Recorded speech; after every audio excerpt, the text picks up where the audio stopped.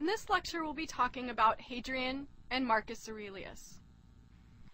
We'll look at highlights from the reigns of these two emperors, Hadrian and Marcus Aurelius.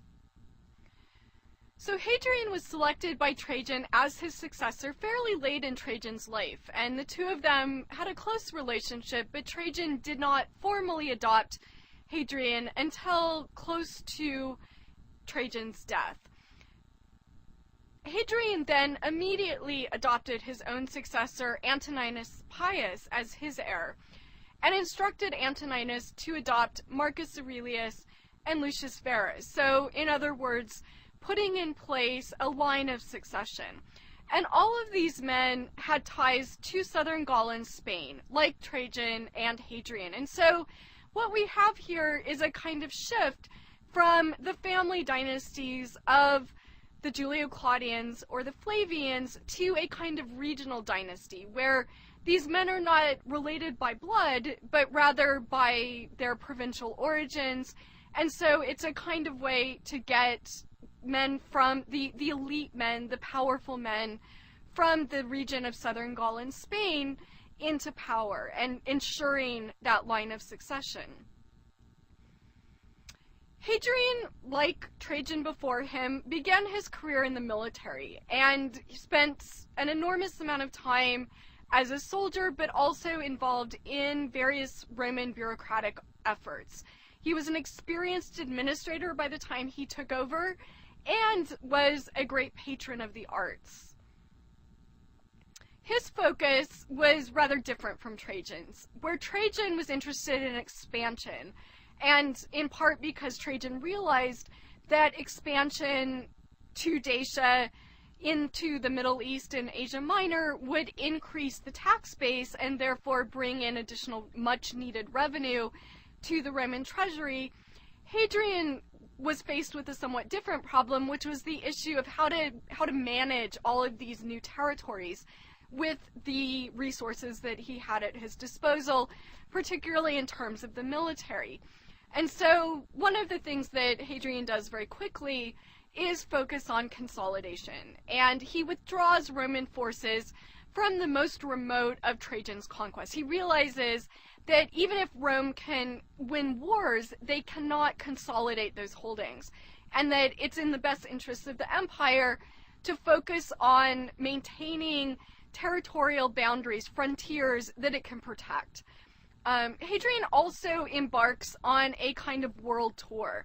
He travels widely throughout his reign, visiting all of the different Roman provinces, and part of why he does this is so that there is an imperial presence in these provinces, that they're not just seeing pictures of Hadrian on coins, or seeing busts, or seeing decrees of Hadrian erected in their city centers, but that they actually have a chance to see the emperor himself.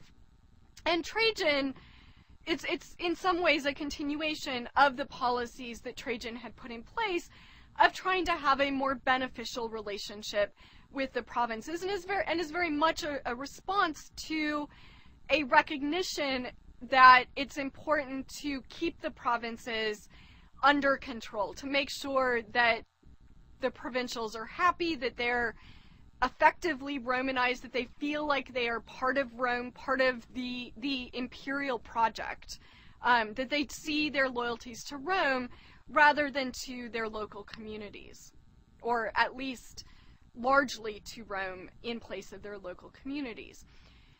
Hadrian also encouraged senatorial and equestrian participation in civic administration. So another move that was meant to shore up his hold, again a move that continued Trajan's policy of making nice with the senatorial class, with the equestrians, giving the talented men from these classes important job opportunities. One of the most famous things that Hadrian erected that stands today is a wall in Great Britain. And so the image on the left-hand side of your slide is some of the remnants of Hadrian's wall. You can still visit this in Great Britain, that was marking off the boundaries, the frontiers, and so made it easier to protect that frontier in Great Britain. It was also also during his travels in the East that Hadrian stopped in Jerusalem. And you'll remember from a previous lecture that the Romans had already conquered Judea.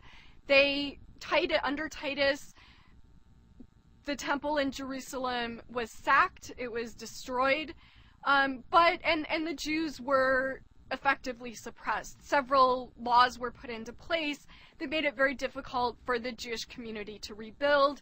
And it was under the Flavians that we see the Jewish diaspora really gaining momentum, Jews spreading around the Roman Empire. So under Hadrian, we have, once again, problems in Judea. One of the things that Hadrian does is establish a veteran colony there. And he prohibits the practice of circumcision. So this key ritual that is connected to Jewish identity. In essence, by refusing to allow the Jews to circumcise, he's taking away from them a key thing that identifies them as Jews, and that has now replaced the ritual of sacrifice at the temple. So the temple is gone, they can no longer practice animal sacrifice, but in its place, circumcision served as a sacrifice to God. Now he's taken away that practice. And so this, of course, stirs up tremendous resentment against Hadrian and against the Romans. The Jews revolt, and we have the Bar Kokhba War from 132 to 135. The Romans effectively suppress it.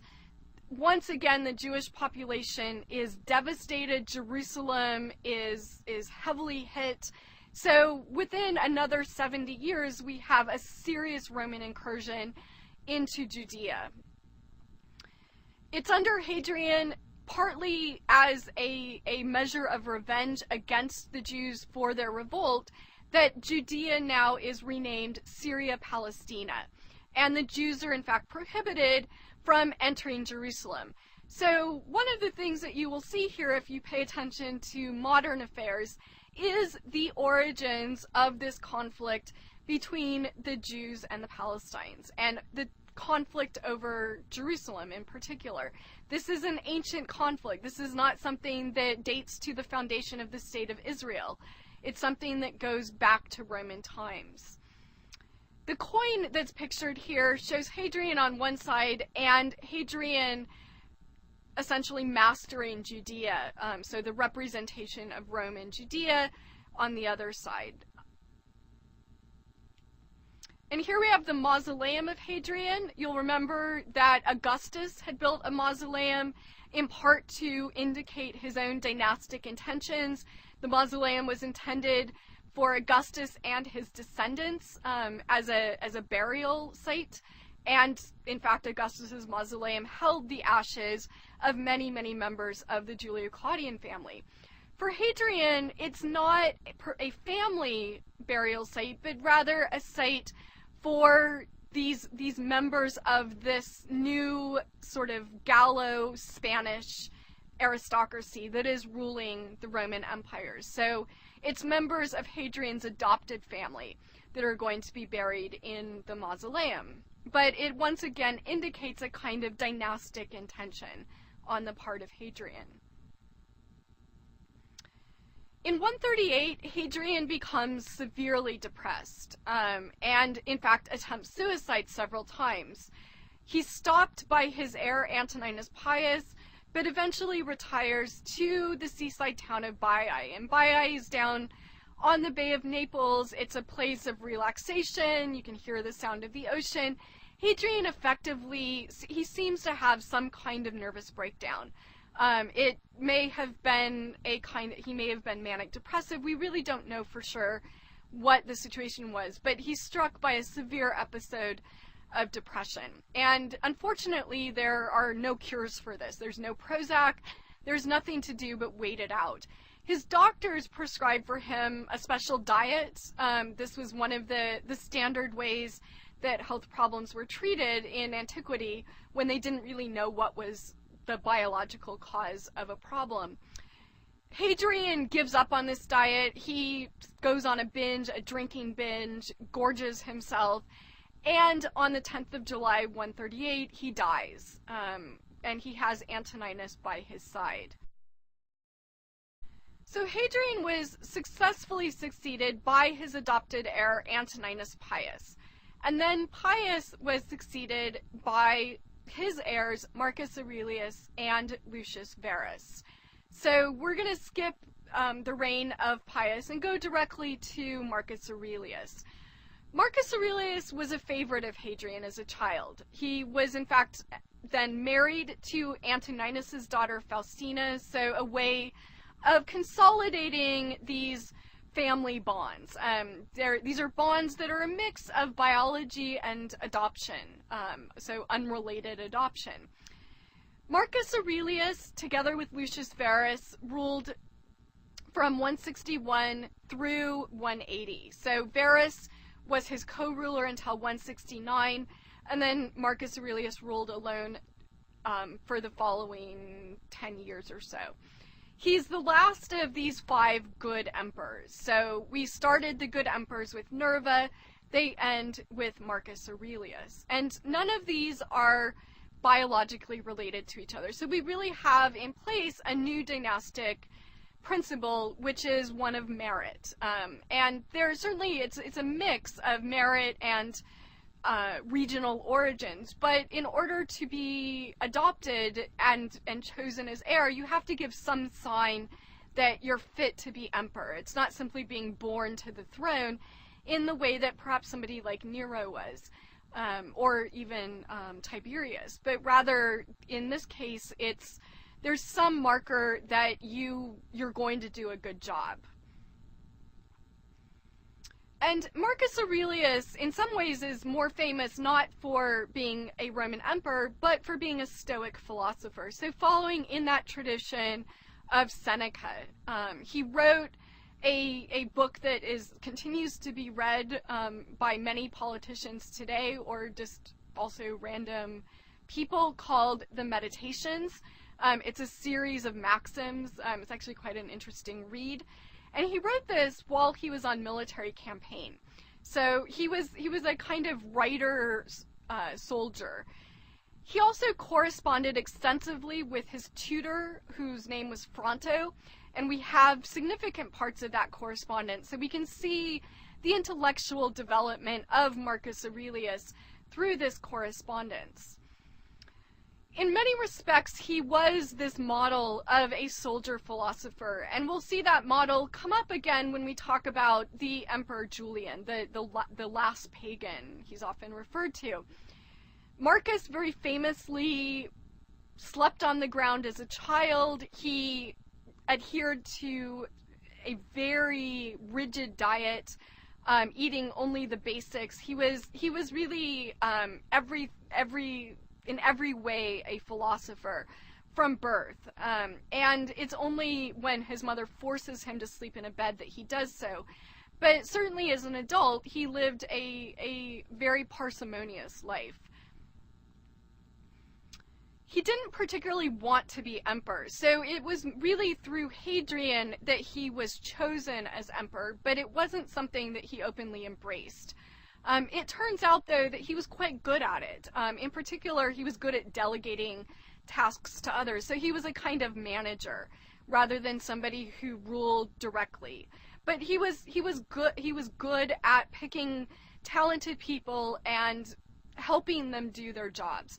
And he was also good at intervening in crises. So very famously in 162, the Tiber flooded the city of Rome, caused extensive damage. Not quite as bad as the fire of 64, but something like that. This was a tremendous natural disaster. And Marcus Aurelius jumped in and did everything that an emperor would be expected to do, to provide housing, to provide food, and simply to provide resources to those Romans who had been displaced. So he showed that he wasn't just a kind of ivory tower emperor, but that when necessary, he could get down and dirty. This is a famous equestrian statue of Marcus Aurelius that stands now in front of the Capitoline Museum in Rome. But you can see this, and this model of the equestrian statue, we see others of them, but it's the emperor sort of on the horse in the pose of imperator.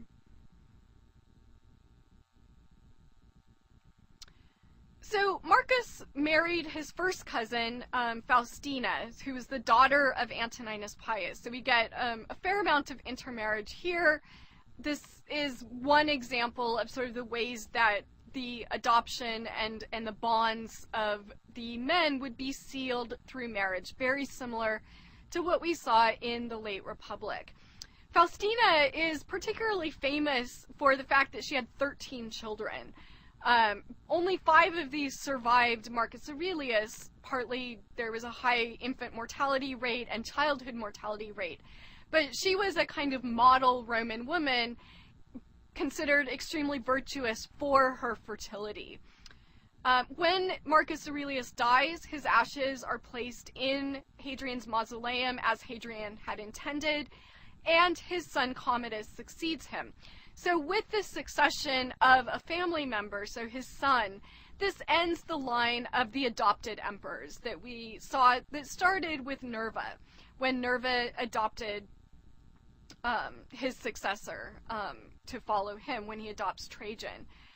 Commodus, it turns out, is crazy and not terribly good. So for all that Marcus Aurelius had done a good job himself, he had not done a particularly good job of planning for the future. He had not trained Commodus to take over or found somebody to adopt that would be a good emperor, somebody that was fit for office. So we see once again the problems of family inheritance in the Principate.